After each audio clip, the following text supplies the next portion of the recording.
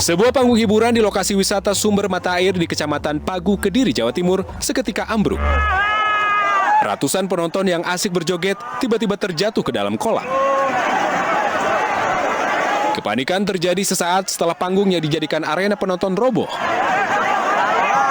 Diduga panggung tidak dapat menahan kapasitas ratusan penonton yang membludak di bagian depan. Akibat robohnya panggung, panitia terpaksa menghentikan pertunjukan hiburan musik.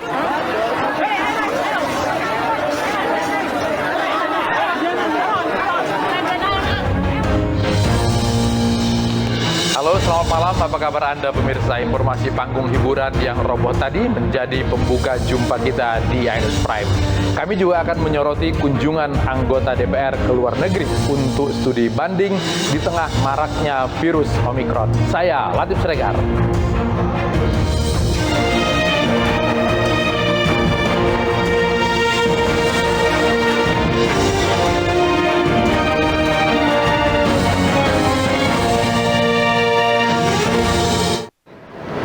Akibat dendam yang tidak tuntas, dua kelompok remaja di Makassar, Sulawesi Selatan kembali terlibat tawuran.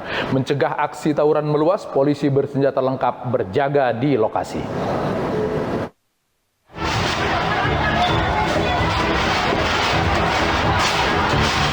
Puluhan remaja ini saling serang dengan lemparan batu dan anak panah busur sambil berlindung di balik atap seng.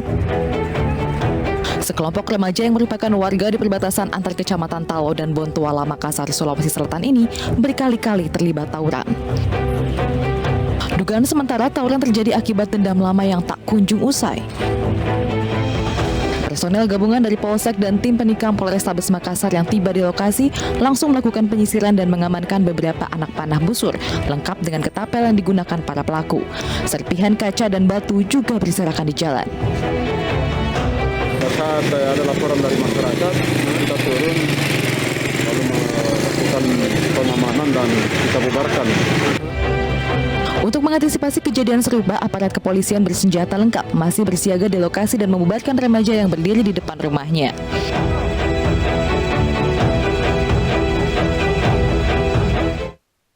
Penceramah Bahar bin Smith diperiksa polisi terkait ujaran kebencian. Bahar diantar pendukungnya yang meluber memadati halaman Polda Jawa Barat.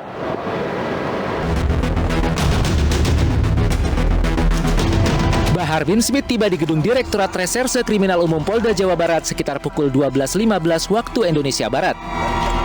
Bahar didampingi kuasa hukum serta sejumlah pendukungnya. Sebelum menjalani pemeriksaan, Bahar menjalani tes swab terlebih dulu.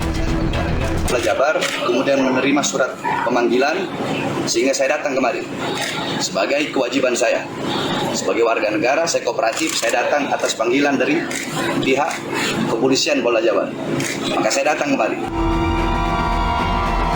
Selain Bahar bin Smith, polisi juga memeriksa TR yang diduga mengunggah video ceramah Bahar di Marga Asih pada 11 Desember 2021 lalu.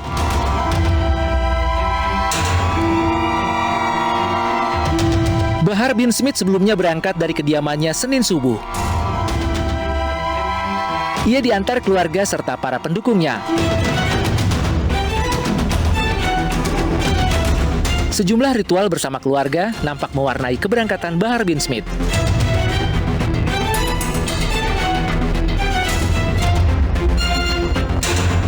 Bahar bin Smith diperiksa terkait dugaan ujaran kebencian dalam ceramahnya dan pelanggaran Undang-Undang ITE pada tanggal 11 Desember 2021 lalu. Polisi juga telah memeriksa sedikitnya 50 saksi, diantaranya pelapor, tokoh agama, hingga orang yang berada di lokasi dan menyaksikan langsung ceramah Bahar bin Smith. Selain itu, sejumlah barang bukti seperti telepon genggam, akun surat elektronik dan YouTube, serta laptop juga telah disita polisi.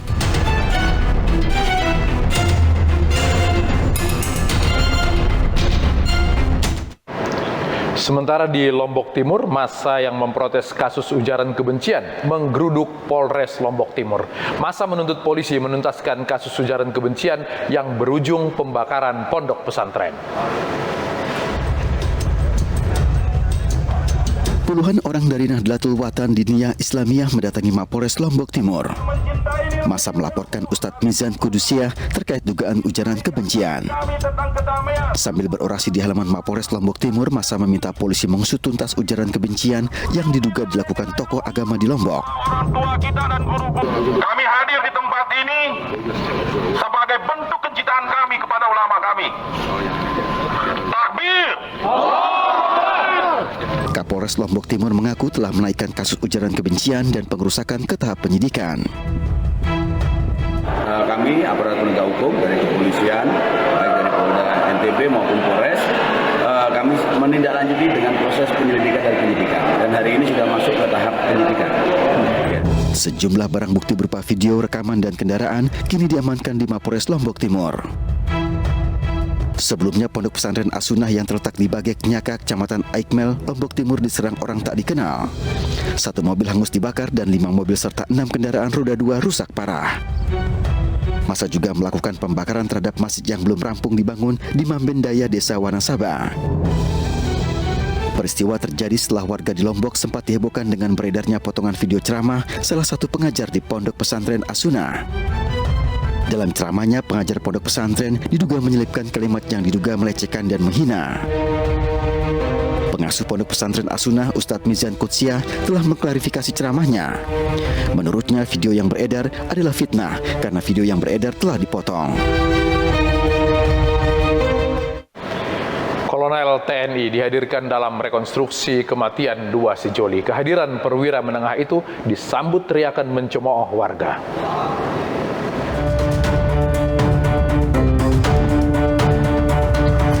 Pelaku penabrak 2 sejoli di Nagrek, Jawa Barat dihadirkan dalam rekonstruksi yang digelar oleh Pusat Polisi Militer TNI Angkatan Darat.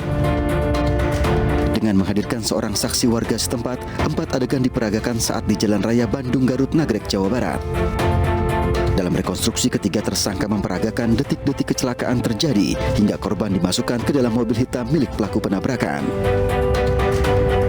Meski mendapat pengawalan ketat polisi militer, warga yang menyaksikan meneriaki salah satu pelaku.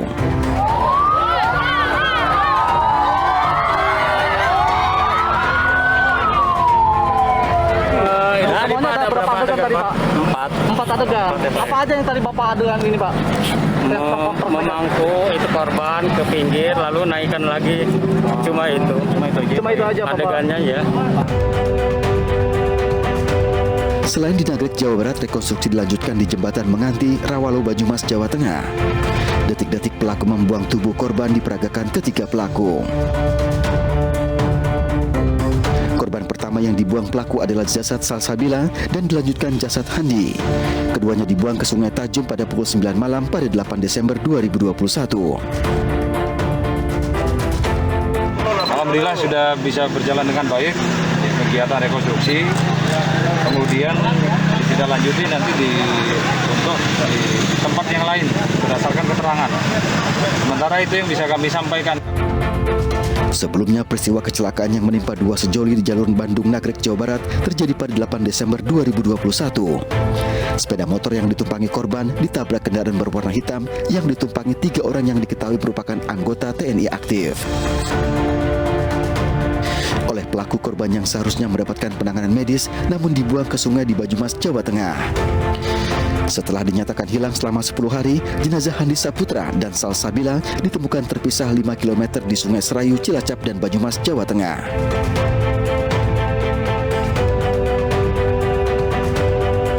Korban telah dimakamkan oleh pihak keluarga. Akibat rem tidak berfungsi dengan baik, sebuah truk trailer kecelakaan di Sampang, Madura. Seorang pengendara motor meninggal akibat menabrak truk yang tiba-tiba menutup jalan tersebut. Nmax dengan sebuah kontainer di depan Indomaret Piliang. Sebuah truk trailer yang melintas di Jalan Raya Pleyang, Sampang, Madura hilang kendali setelah mencoba mengurangi kecepatan. Kepala trailer truk tiba-tiba keluar dari jalur hingga membentang di jalur berlawanan.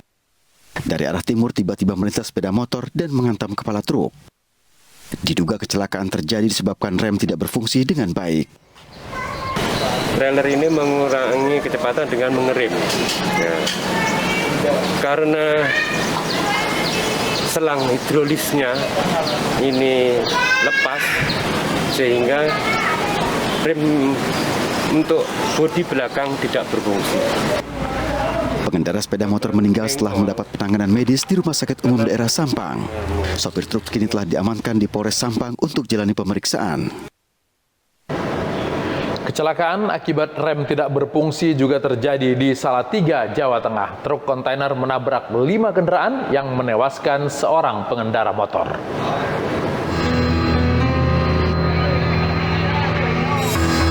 Diduga mengalami remblong, sebuah truk berkecepatan tinggi menabrak 5 kendaraan di Jalan Lingkar, Salatiga, Jawa Tengah. Seorang pengendara motor tewas di lokasi. Kerasnya benturan mengakibatkan truk dan kendaraan yang ditabrak hancur. Kecelakaan bermula saat truk trailer bermuatan lem melaju kencang dari arah Solo menuju Semarang. Rem truk yang tidak berfungsi baik menabrak 2 pengendara sepeda motor di perempatan Kecandran, Salatiga. Mobil yang remnya blong tadi itu posisinya masih kenceng, kemudian menghantam truk kedua yang membawa cabai. Korban luka dan tewas telah dilarikan ke Rumah Sakit Umum Daerah Salatiga dan kasus kecelakaan ini ditangani Satlantas Polres Salatiga, Jawa Tengah.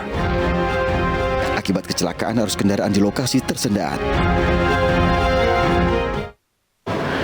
Tahanan imigrasi asal Palestina kini menjadi buronan setelah membawa kabur mobil dinas. Mobil itu ditinggal begitu saja di sebuah masjid.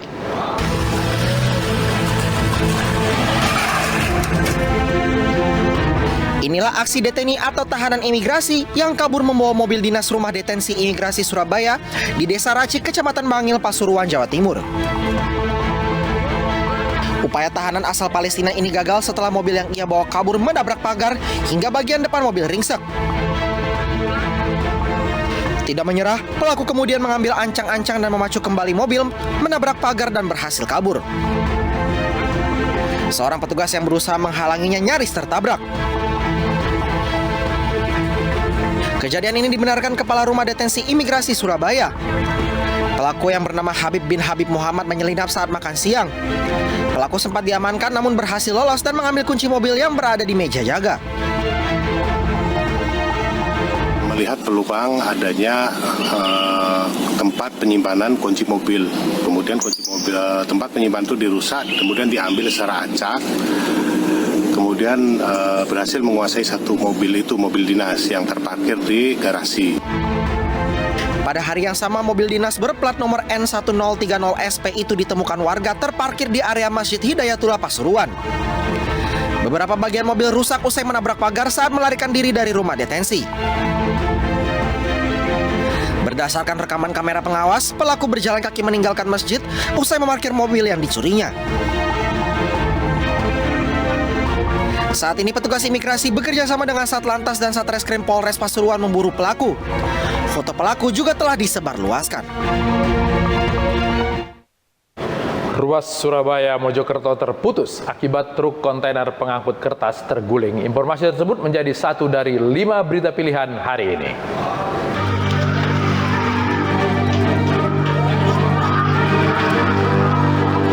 Api berkobar hebat dari atap rumah 2 lantai di Jalan Suasembada, Tanjung Priok. Kebakaran di permukiman padat penduduk ini pun membuat warga panik. Tak hanya memadamkan api, warga dan pemilik rumah juga berjibaku menyelamatkan barang berharga dari dalam rumah. Salah satu pemilik rumah histeris saat mengetahui tempat tinggalnya terbakar. Api baru berhasil dikuasai setelah petugas mengerahkan 9 unit mobil pemadam. Kebakaran ini kini ditangani Polsek Tanjung Priok, Jakarta Utara.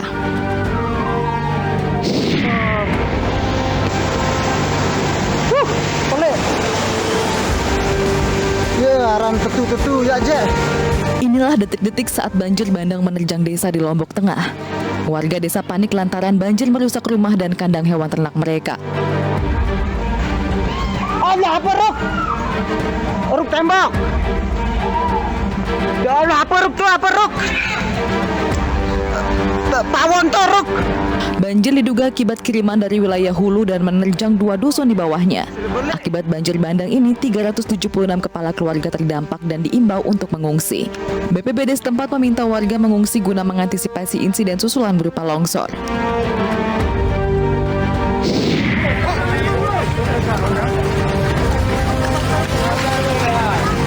Seorang bocah 12 tahun dievakuasi warga usai terseret banjir di Aceh.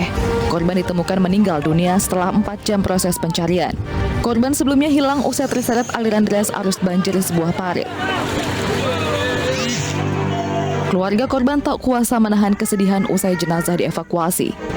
Jenazah korban kini disemayamkan di rumah duka menunggu banjir surut untuk kemudian dimakamkan.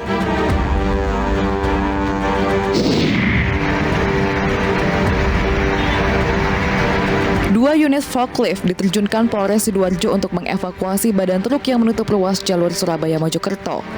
Truk kontainer bermuatan kertas ini terguling setelah mengalami remblong. Sopir panik dan membanting setir setelah mengetahui rem tidak berfungsi. Meski tidak ada korban jiwa, namun insiden ini mengakibatkan kemacetan.